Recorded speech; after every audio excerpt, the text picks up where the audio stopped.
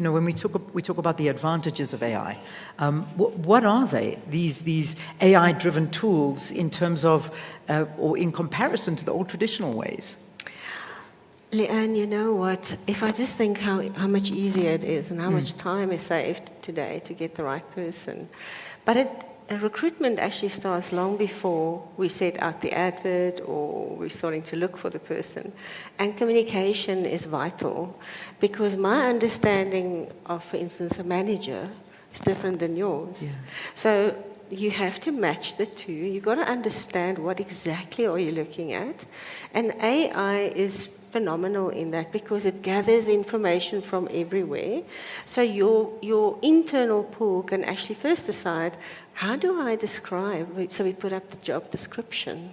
And it is just, if you can think about traditional ways, we get everybody together and, like a brainstorm or whatever it is, and we point, this is what I need for that, that's what I need for it. But it's internal and it's so limited. Where today AI literally writes up a job description for you. And obviously you go through the points and you decide, no, it's not for us, and we refine it.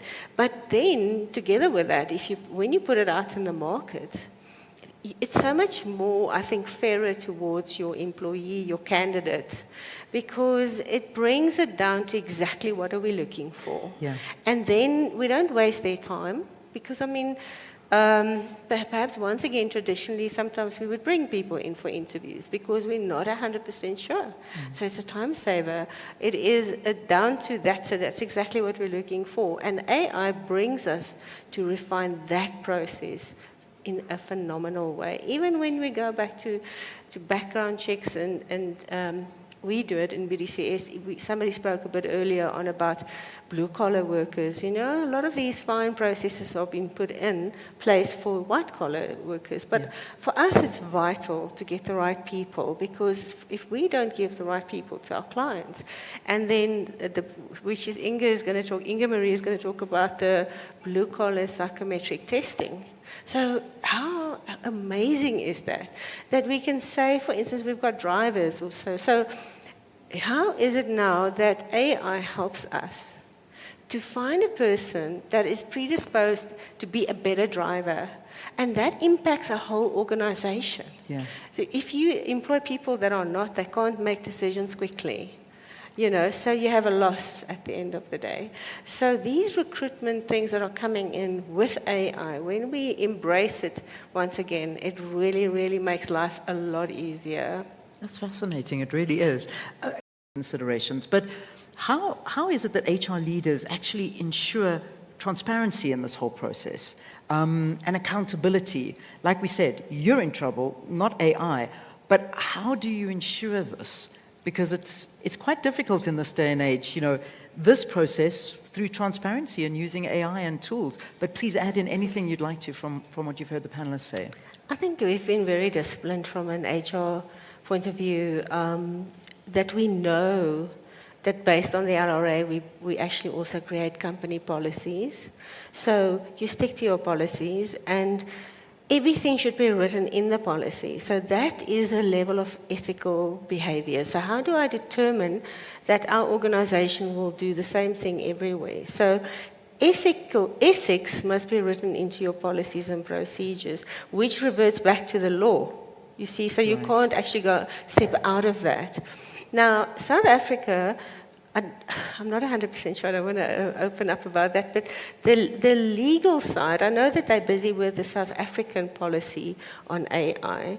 So we would have to, any organization at this point has the right, and I would always suggest you do it, that you write up your own policy in terms of how far are we going to go? Yeah. What is the POPI Act saying about, keeping things confidential? So every company should have that sense already. Doesn't matter how big or small you are. If you're using AI, we have to say, how far are we going to go? How far are we going to allow employees to go? How far are we going to allow the HR department has to have boundaries in terms of where you're going. Otherwise, you're going to get into trouble. That's just the way it is. Yeah. So fortunately, like I said, as a country with all the procedures that we have to take and we're forced to take with the commissioner overlooking it and et cetera, the CCMA. I think we've been taught this is the way we should do it. There should be a policy on everything. And this is the way everybody acts so that we have fairness. And therefore, we should actually be quite far in setting up policies in the correct way in terms of AI as well, and the use of AI. Yeah, that almost needs to be done in the utmost urgent manner. Absolutely. Because, I mean, from what I'm hearing here, it's in action. Like, I don't know who was it that said it's not coming, it's here, it's happening. It's what we're doing and practicing now. Mishka, I'm going to leave the final words with you. Okay, so in terms of what the lady was talking about, foreign nationals and expiry dates, very important, especially for us. In our company, Bdcs, if you only employ 10 people, easy. You can still remember all their salaries as well, I know. But when you start to employ thousands of people, so for us, handling other companies, the employee, we handle that side. There is absolutely no way that human beings can actually keep track of when is the contract expiring, when do the license expire, when do those things happen. AI is phenomenal. That's how we work, because we get a flag to say, listen, this is now, you've got 90 days. You've got to warn this person, they've got to go and renew, or whatever. Yeah. So it's all worked into AI. So that comes up, okay, this brings down my thousands of employees to only these that I need to deal with. So it really is something, and my last comment will be to the gentleman that talked about time. I don't think we should ever leave the human factor out. I do not think in anything that we've said we feel that AI is the ultimate or the